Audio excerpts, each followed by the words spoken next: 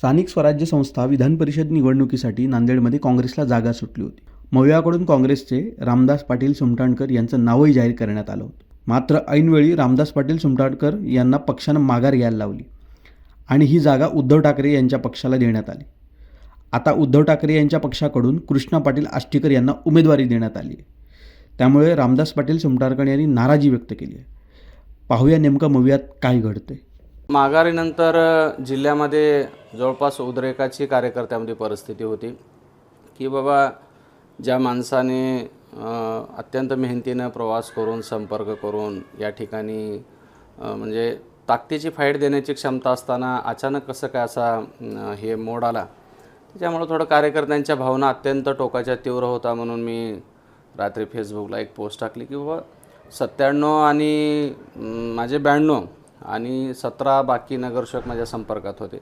साधारणतः 125 मताची बेरीज माझ्याकडे जुळत असताना केवळ 13 जागा ज्यांच्या पक्षाच्या मावे आहेत त्यांना ती जागा गेल्यामुळं ती का गेली आणि कशासाठी अचानक असा टर्न झाला याच्याबद्दल मी रात्री थोडंसं प्रत्येक नेता असो कार्यकर्ता असो त्याला एक मन असतं, त्या मनाचं कुठंतरी व्यक्तकरण होणं आवश्यक आहे. प्रत्येक कार्यकर्त्यापर्यंत मी पोहोचू शकत नाही होतो, प्रत्येकाला सांगणंही शक्य नव्हतं. त्यामुळं मी ती एक भावना फेसबुकवरती मांडलेली आहे. यातून नाराज होतं असा अर्थ निघत नाही आहे. तर काँग्रेस पक्षाचे फॉलोअर जे आहेत त्यांनी त्याचं चिंतन करण्याच्या दृष्टीने ती पोस्ट होती.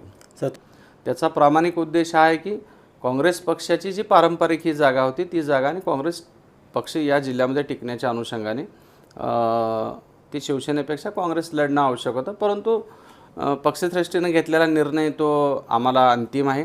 आणि परंतु स्थानिक परिस्थितीमध्ये आम्ही सेकंड लार्जेस्ट पार्टी असताना तह करताना ती जागा आम्हाला आम्ही नाही द्यायला पाहिजे होती, पण ती जागा दिली.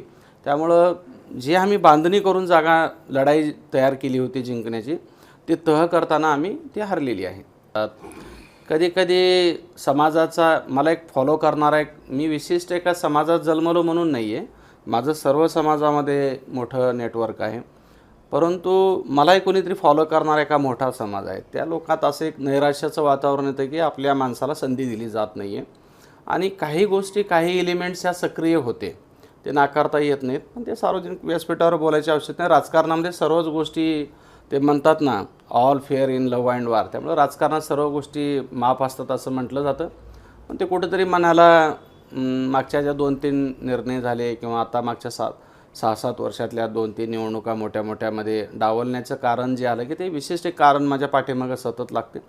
त्यामुळं पण असो तो एक खाजगी विषय होता, त्यामुळं तो मांडण्याचा मी प्रयत्न केला.